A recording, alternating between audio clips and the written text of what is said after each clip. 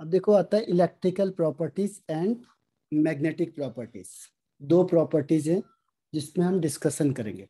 ठीक है, तो इलेक्ट्रिकल प्रॉपर्टीज में आपके पास आता है बैंड थ्योरी। इलेक्ट्रिकल प्रॉपर्टीज, पहले इलेक्ट्रिकल प्रॉपर्टीज ऑफ सॉलिड में होता क्या है। यहाँ पे हम तीन चीजों को डिस्कस करते हैं। पहला है कंडक्टर, दूसरा है इंसुलेटर और तीसरा है सेमीकंडक्टर। ठीक है, तो आपको ये बताना है कंडक्टर किसे कहते हैं। Sir which What- conduct electricity. हाँ, जो इलेक्ट्रिसिटी को पास करेगा, जो इलेक्ट्रिसिटी को कंडक्ट करेगा, दैट इज कॉल्ड कंडक्टर। और इंसुलेटर, जो इलेक्ट्रिसिटी कंडक्ट नहीं करते। हाँ, जो इलेक्ट्रिसिटी को कंडक्ट नहीं करेगा। और सेमीकंडक्टर,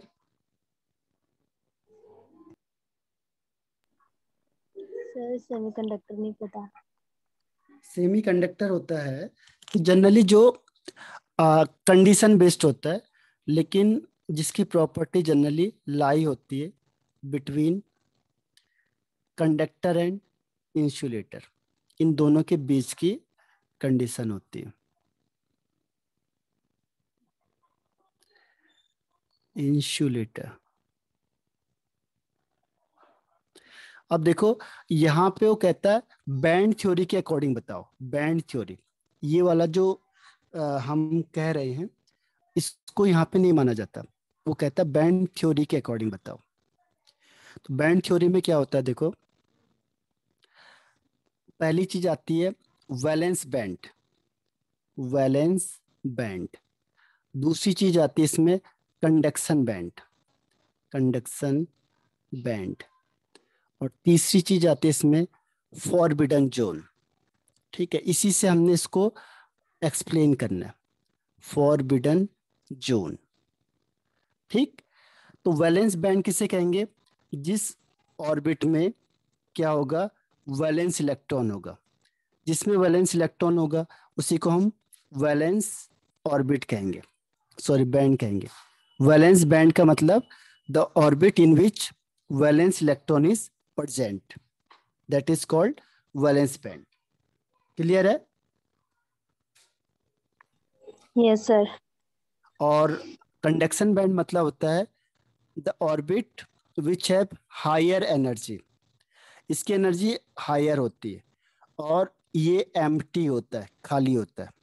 जो वैलेंस बैंड के ऊपर जो खाली होगा वो कंडक्शन बैंड है।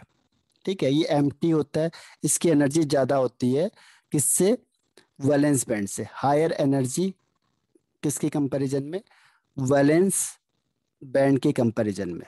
ठीक है, और ये जनरली एम्प्टी होता है। और फॉरबिडन जोन होता है, एक गैप होता है किसके बीच में, between valence band and conduction band. Conduction band और वैलेंस बैंड के बीच में एक गैप होगा, उसे कहते हैं फॉरबिडन जोन। क्लियर है। Yes sir. अब देखो एग्जांपल से बताता हूँ, जैसे सोडियम है। सोडियम आपको पता है 281, यानी 1s2, 2s2, 2p6, 3s1। अब देखो ये एस में इलेक्ट्रॉन है, तो ये कौन सा बैंड हो गया, वैलेंस बैंड हो गया, क्योंकि इसमें वैलेंस इलेक्ट्रॉन है। ठीक है, अब इसके आगे 3p, 3d, ये तो खाली है ना, ये तो खाली ऑर्बिटल है, ये खाली है, ये खाली है, तो इसे क्या कहेंगे, कंडक्शन बैंड। ये क्या हो जाएगा, कंडक्शन बैंड, जिसकी एनर्जी वैलेंस बैंड से ज्यादा होगी और ये एम्प्टी होगा, इसे कहेंगे कंडक्शन बैंड। आया समझ में। सर रिपीट कर दो। जैसे सोडियम है ना, ये कोई और ले लो आप एग्जाम्पल के लिए। एग्जाम्पल के लिए मैंने ले लिया लिथियम। लिथियम में 2 1, तो इसमें देखो 1s2, 2s1। तो वैलेंस इलेक्ट्रॉन कौन सा है, जो आउटर मोस्ट इलेक्ट्रॉन होता है उसे कहते हैं वैलेंस इलेक्ट्रॉन। तो ये जो 2s है, 2s में एक इलेक्ट्रॉन है, तो ये हो गया आपका वैलेंस बैंड, इसे वैलेंस बैंड बोलेंगे। अब इसके बाद 2s के बाद 2p है, ये खाली है, तो इसे कहेंगे कंडक्शन बैंड, जिसकी एनर्जी वैलेंस बैंड से ज्यादा होगी और वो खाली होगा, उसे कहेंगे कंडक्शन बैंड। आया समझ में? Yes sir. अब देखो डिफाइन कैसे करते हैं हम लोग। जैसे मैंने कहा कंडक्शन बताओ या कंडक्टर बताओ अकॉर्डिंग टू बैंड थ्योरी, ये बैंड थ्योरी के अकॉर्डिंग बताना है हमने। तो क्या कहेंगे कि जो वैलेंस बैंड है और जो कंडक्शन बैंड है, ये दोनों एक दूसरे को अगर ओवरलैप करते हैं, देखो कंडक्शन बैंड और वैलेंस बैंड ये दोनों एक दूसरे को ओवरलैप कर रहे हैं, या फिर very small gap between valence band and conduction band, इसमें बहुत स्मॉल गैप होगा किसके बीच में, कंडक्शन बैंड उसकी एनर्जी ऊपर है तो ऊपर दिखाते हैं, इसकी एनर्जी कम है तो नीचे दिखाते हैं, ठीक है। तो इसके बीच में अगर वेरी स्मॉल गैप होगा between conduction band and valence band, तो दैट इज कॉल्ड कंडक्टर। ये किसके अकॉर्डिंग है, बैंड थ्योरी के अकॉर्डिंग। आया समझ में? Yes sir. द क्या होगा तो इसकी डिफाइन क्या होगी, when conduction band and valence band overlap to each other, or the very small gap between conduction band and valence band is called conductor. Clear है? Yes sir. Second is insulator. Insulator means जो electricity pass नहीं करेगा। इसका मतलब क्या हुआ, large gap between valence band and conduction band.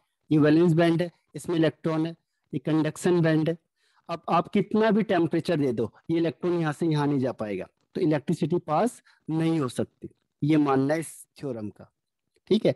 तो इसे कहते हैं इंसुलेटर।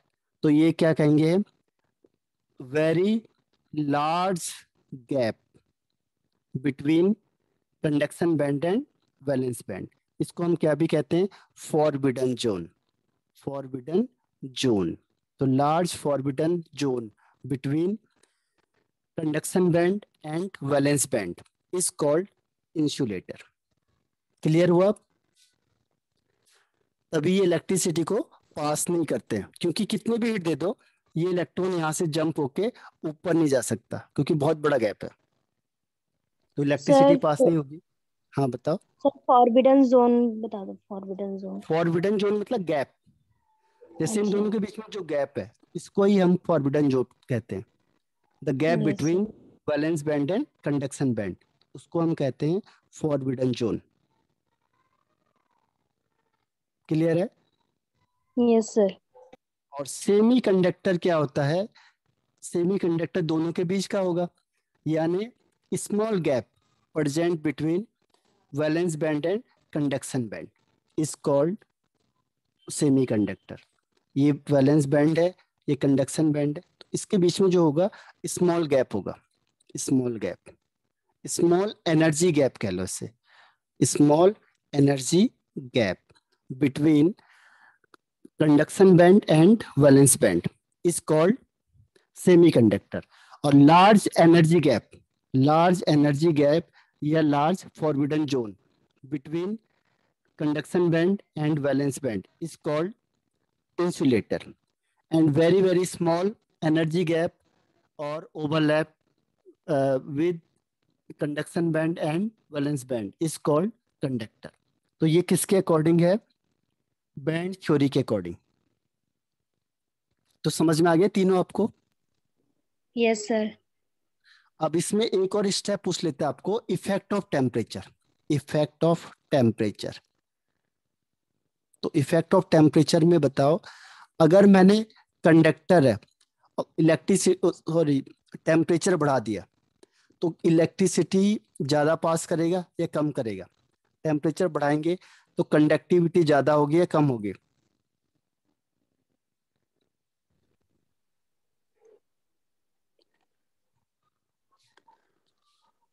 इंक्रीज या डिक्रीज? ये होगा डिक्रीज। ध्यान रखना, ऐसा क्यों होता है, होना चाहिए था ज्यादा, क्योंकि टेम्परेचर ज्यादा देंगे तो इलेक्ट्रॉन ज्यादा मूवमेंट करेंगे, लेकिन होता क्या है, कम हो जाता है। इसका रीजन क्या होता है कि कर्नेल, कर्नेल का मतलब होता है जो पॉजिटिव चार्ज होता है, पॉजिटिव मेटल आयन जो होता है उसको हम कहते हैं कर्नेल। कर्नेल अपनी जगह पे वाइब्रेट करने लगते हैं तेजी से, फास्टली। ठीक है, वाइब्रेट मतलब ऐसे ऐसे घूमने लगेंगे। अब इलेक्ट्रॉन यहाँ से जा रहा है तो ये उसको ऑब्स्टेकल करेंगे, रोकेंगे, क्योंकि टेम्परेचर बढ़ाओगे तो क्या होगा, जो कर्नेल होंगे, जो प्लस चार्ज होगा, जैसे सपोज करो कॉपर है, तो ये क्या होगा, 2+ और 2 इलेक्ट्रॉन। तो जो ये प्लस चार्ज है इसको हम मेटल के रिस्पेक्ट में कर्नेल कहते हैं, ध्यान रखना। कर्नेल मतलब मेटल का पॉजिटिव चार्ज। तो ये तो अपनी जगह पे रहेगा। जैसे आप टेम्परेचर दोगे तो ये वाइब्रेट करेगा फास्टली, बहुत तेजी से वाइब्रेट करेगा। और इसकी वजह से क्या करेगा, ये जो फ्लो ऑफ इलेक्ट्रॉन है, जो फ्लो ऑफ इलेक्ट्रॉन है उसे क्या करेगा, रोक देगा। ऑब्स्टेकल है उसके लिए, उसको रोकने का काम करेगा। ठीक है, और इसकी स्पीड क्या होगी, स्लो हो जाएगी और कंडक्टिविटी कम हो जाएगी। क्लियर है अब? Yes sir. हाँ, तो इसमें टेम्परेचर का ये रोल है। दूसरा आता है इसमें सेमीकंडक्टर। तो सेमीकंडक्टर में क्या होता है, सेमीकंडक्टर में जैसे आप टेम्परेचर बढ़ाओगे कंडक्टिविटी बढ़ जाती है, इंक्रीज हो जाती है। रीजन क्या है, देखो, रीजन ये होता है कि नंबर ऑफ एक्साइटेड इलेक्ट्रॉन, जो इलेक्ट्रॉन जम करते वो इंक्रीज हो जाते, बढ़ जाते, क्योंकि उसके बीच में गैप है ना, इसके बीच में गैप है। तो यहाँ से आप टेम्परेचर दोगे, इलेक्ट्रॉन जंप करता जाएगा, तो जितना इलेक्ट्रॉन ज्यादा जंप होगा उतना इलेक्ट्रिसिटी ज्यादा पास हो जाएगी, यानी कंडक्टिविटी ज्यादा हो जाएगी। तो नंबर ऑफ इलेक्ट्रॉन जो जंप कर रहे हैं वो इंक्रीज हो जाएंगे, एक्साइटेड इलेक्ट्रॉन बढ़ जाएंगे, तो कंडक्टिविटी भी क्या होगा, बढ़ जाएगी। तो सेमी कंडक्टर में टेम्परेचर बढ़ाने से कंडक्टिविटी इंक्रीज हो जाती है। ठीक है, यस सर। और लास्ट है इंसुलेटर। अगर इंसुलेटर में अगर आप टेम्परेचर बढ़ाओगे तो क्या कंडक्टिविटी बढ़ेगी नो या सर। कम होगी? नहीं नहीं, बढ़ेगी बढ़ेगी। बढ़ेगी, इसमें कुछ नहीं होता है, नो हाँ, इफेक्ट। इंसुलेटर है ना। हाँ, इंसुलेटर है। इंसुलेटर का मतलब लार्ज गैप है, इतना बड़ा गैप हो गया इसके बीच में कि आप यहाँ से टेम्परेचर देने के बाद भी ये यहाँ पे जंप ही नहीं कर पा रहा है, क्योंकि बहुत बड़ा गैप हो गया ना, लार्ज एनर्जी गैप है। तो इसमें क्या होगा, आप कितना भी टेम्परेचर दे दो ये इलेक्ट्रॉन यहाँ से यहाँ जंप नहीं कर पाएगा। तो लार्ज एनर्जी गैप होने की वजह से इलेक्ट्रॉन जंप नहीं कर पाएगा, तो इलेक्ट्रिसिटी पास नहीं होगी। तो इसमें नो इफेक्ट, इसका कोई इफेक्ट नहीं पड़ता। ठीक है, तो ये क्वेश्चन आता है टेम्परेचर और कंडक्शन बैंड और इसके बेस पे। क्लियर है? Yes sir. हाँ, तो आज के लिए इतना है। कल मैग्नेटिक इफेक्ट और क्वेश्चन आंसर करेंगे फिर। यस ठीक सर। है, ठीक है। Yes sir. कोई डाउट है तो पूछ लो। नो सर, अभी दोबारा वो रिवीजन करूंगी ना तो कल पूछ लूंगी आपसे फिर। हाँ, कल पूछना अगर कुछ नहीं आएगा तो। ठीक है, यस सर। ठीक, okay okay. Thank you sir.